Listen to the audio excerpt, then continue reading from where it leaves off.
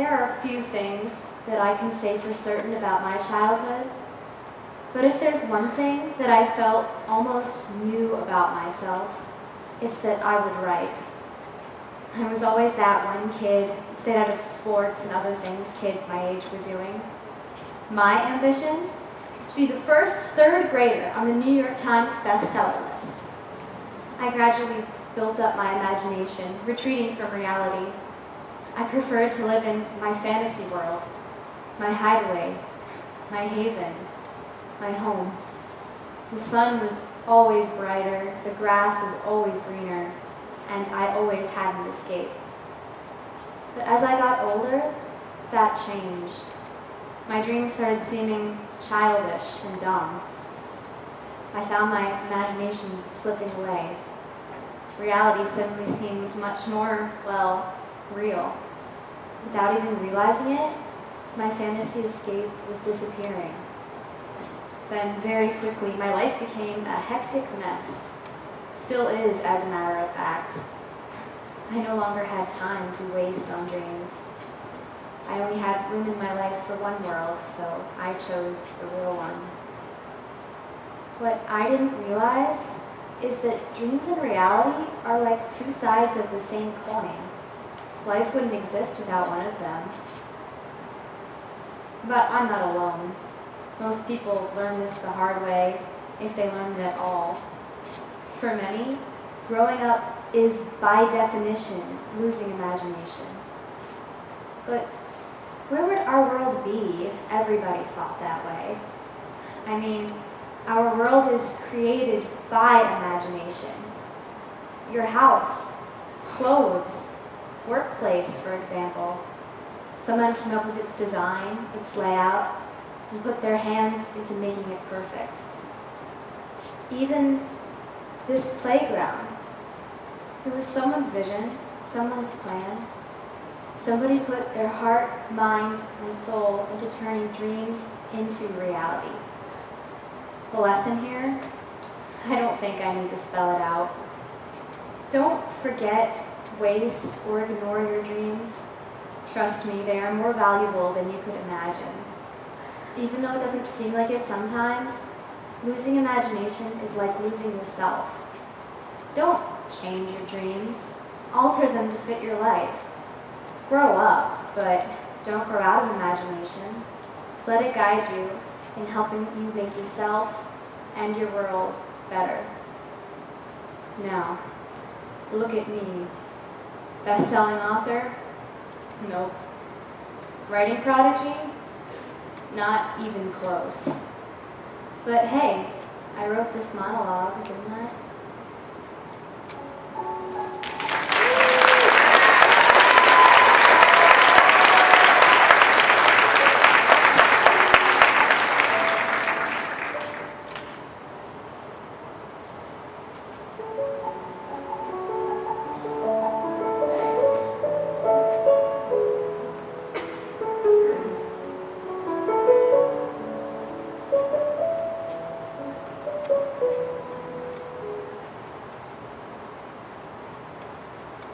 Does life ever seem like it's going too fast? Like you're on a roundabout that just won't stop. You're twisting, turning, getting dizzier with every second passing. With life moving so fast, we don't know what will happen next. We need to cherish moments because soon we'll be all grown up. Going to college, getting jobs, we won't have time for family, friends, or even us. We just need to stop. Take a deep breath, look around, and live. Have no regrets. Do what you want and try something new. As long as we slow down, we can enjoy ourselves and not have to rush through life. One time, a married couple with their 3 children were on a roundabout that seemed like it would never end. The youngest son would run home every day, eager to tell his parents about it. But both too busy with work would never pay any attention. The second oldest son, who was captain of his middle school basketball team, would await the arrival of his father before each of his games, watching the stands like a vulture, being let down once again. And the oldest son, who was 18 years old, was at his high school graduation. As he walked across the stage, ready to grab his diploma. He looked over to smile at his family and noticed both his parents were either talking on the phone or checking emails. Both of them were completely distracted from one of the biggest milestones in a person's life. About 20 years later, while out shopping, both parents realized a new mother and their 3-month-old daughter. With other children graduated and on their own, they grew sad realizing they never paid much attention to them and never got to see them grow. It's not good to be so dizzy you can't even realize what's right in front of you. So set your foot down, stop the roundabout, and live now. It's not where you go.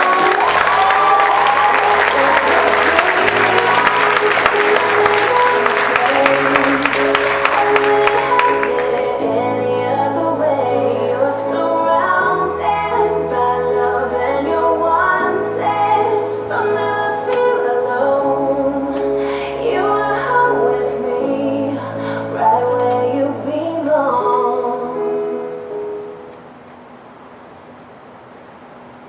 As a child, I kind of fantasized about what it would be like when I grew up. I can remember seeing the teenagers around me and thinking, wow, I can't wait to be like them.